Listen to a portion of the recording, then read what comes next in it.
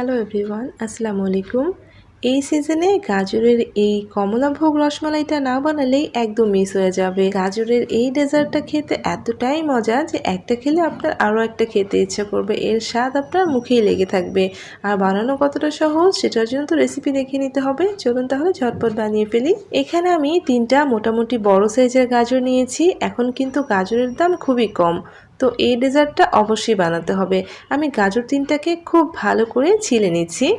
গাজরের ডেজার্টগুলো খেতে কিন্তু ভীষণ মজা হয়, আর এই ডেজার্টটা এতটাই মজা হয় যে একবার বানিয়ে খেলে আপনি আবারও বানাবেন। তো 3টা গাজর আমি ভালো করে ধুয়ে নিয়ে আসলাম। এখন আমি গাজরগুলোকে ছোট ছোট টুকরো করে কেটে নিচ্ছি। উপরের অংশটা কিন্তু আমি ফেলে দিয়েছি, সবুজ অংশটা।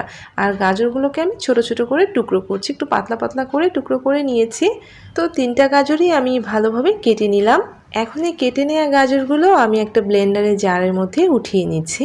সবটুকু আমি একেবারে উঠিয়ে নিলাম। এখন এর মধ্যে আমি আধা কাপের একটু বেশি দুধ দিয়ে দিচ্ছি। আধা কাপ আর 1 টেবিল চামচের মতো দিয়েছি। এখন খুব ভালো করে ব্লেন্ড করে নিয়ে আসছি।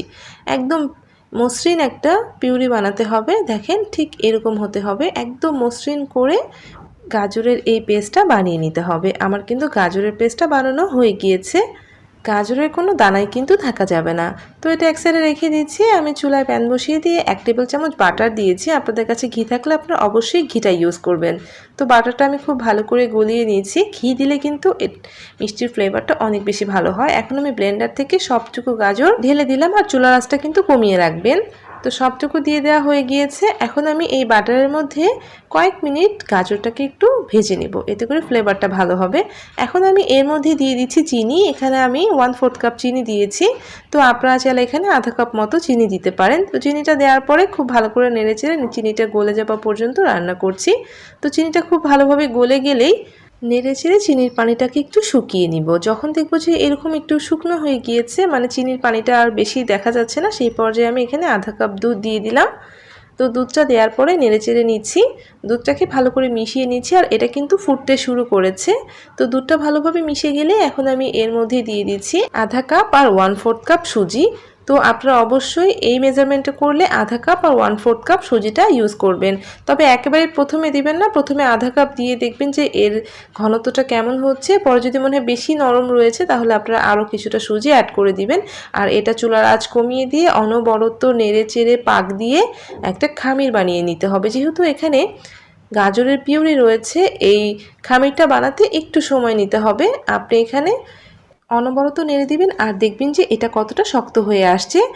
আবার অতিরিক্ত পরিমাণে সুজি দিয়ে শক্ত করে ফেলবেন না, তাহলে কিন্তু মিষ্টিটা খেতে ভালো লাগবে না।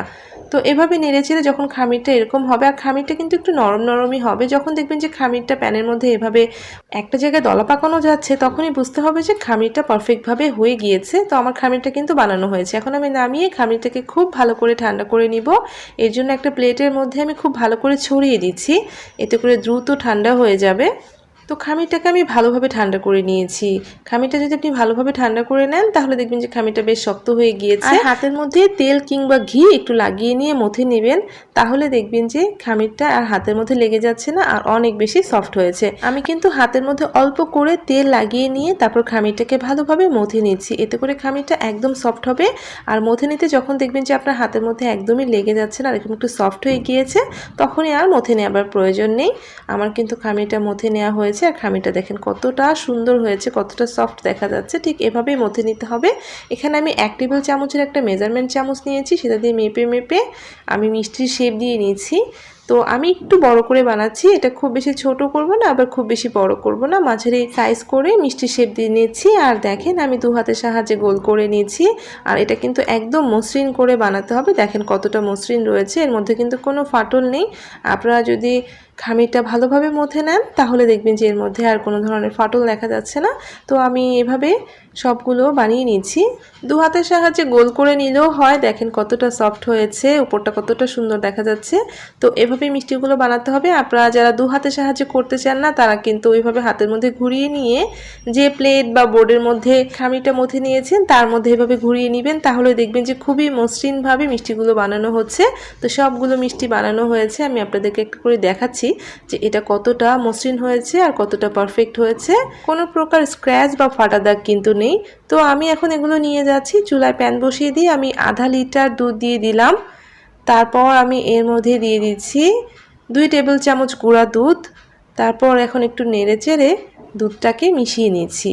এখন এর মধ্যে আমি 3টা সাদা এলাচ দিয়ে দিচ্ছি, এতে করে ফ্লেভারটা অনেক বেশি ভালো হবে। তারপর আমি এখানে 1/4 কাপ দিয়েছি চিনি।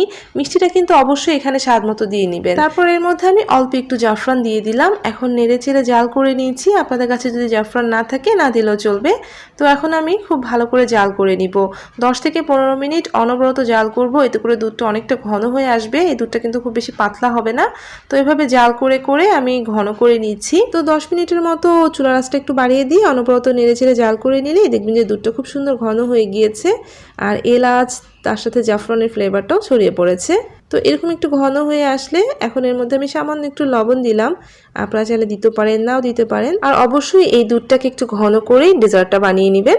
তো দেখেন খুব ভালো করে বলক উঠছে আর খুব সুন্দরভাবে ঘন হয়েছে। যখন এটা কিছুটা ঘন হবে তখন আমি এর মধ্যে বানিয়ে রাখা গাজরের মিষ্টিগুলো দিয়ে দিচ্ছি। আর দেখেন এটা কিন্তু একদম ঘন করে একদম কমিয়ে ফেলিনি, একটু মাঝামাঝি অবস্থায় নিয়ে এসে তারপরে গাজরের মিষ্টিগুলো দিয়ে দিলাম। আর গাজরের মিষ্টিগুলো দেওয়ার পরে এগুলোকে কিন্তু চামচ দিয়ে নাড়া যাবে না, এভাবে একটু কড়াইটাকে ধরে ঘুরিয়ে দিবেন, তাহলেই হয়ে যাবে। এটা কিন্তু নাড়াচাড়া করলেই ভেঙে যাবে, তাই অবশ্যই এভাবে একটু প্যানটাকে ধরে এভাবে একটু ঘুরিয়ে দিয়ে দিয়ে জাল করে নিব। আমি 10 মিনিটের মতো জাল করে নিচ্ছি। তো 10 মিনিট জাল করলে দেখা যাবে যে মিষ্টিগুলো খুব সুন্দরভাবে সিদ্ধ হবে দুধের মধ্যে, আর দুধের কালারটাও একদম চেঞ্জ হয়ে যাবে। তো আমি 10 মিনিট জাল করে নিয়েছি। এখন আমি চুলার আঁচটা বন্ধ করে দিয়ে মিষ্টিগুলোকে খুব ভালো করে ঠান্ডা করে নিচ্ছি। অবশ্যই ভালোভাবে ঠান্ডা করে নিতে হবে। তো খুব ভালোভাবে মিষ্টিগুলো ঠান্ডা হয়ে গিয়েছে। কালারটা দেখেন কতটা সুন্দর হয়েছে। আর ঠান্ডা হওয়ার পরে এগুলো কিন্তু আর ভেঙে যাবে না। আমি এখন মিষ্টিগুলোকে সার্ভ করে নিব। আর দেখেন এটা কতটা সুন্দর লাগছে, আর খেতেও কিন্তু ভীষণ ভীষণ মজা। আপনারা অবশ্যই একবার বানিয়ে দেখবেন। এখন আমি মিষ্টিগুলোকে সার্ভ করে নিচ্ছি। ঠান্ডা হওয়ার পরে এর মালাইটা আরো কিছুটা ঘন হয়ে যায়। আর দেখতেই পাচ্ছেন মিষ্টিগুলো কোনোভাবেই ভেঙে যায়নি। আপনি যদি গরম অবস্থায় চামচ দিয়ে নাড়াচাড়া করেন তাহলে কিন্তু এগুলো ভেঙে যায়, তাই আপনারা গরম অবস্থায় কোনোভাবে নাড়াচাড়া করবেন না। আশা করছি আজকের রেসিপি আপনাদের ভালো লেগেছে। আপনারা অবশ্যই বানাবেন। বিশ্বাস করুন একবার খেলে আপনার বারবারই খেতে ইচ্ছে করবে। গাজরের এই কমলাভোগ রসমালাইটা খেতে এতটাই মজা হয়, অনেক বেশি সফট হয়, মুখে দিলেই মিলিয়ে যায়। তো রেসিপি ভালো লাগলে প্লিজ একটা লাইক দিয়ে যাবেন। আর আমার চ্যানেলের রেসিপিগুলো যদি আপনাদের ভালো লাগে প্লিজ চ্যানেলটা সাবস্ক্রাইব করে সাথেই থাকবেন। সবাই ভালো থাকবেন। আল্লাহ হাফিজ।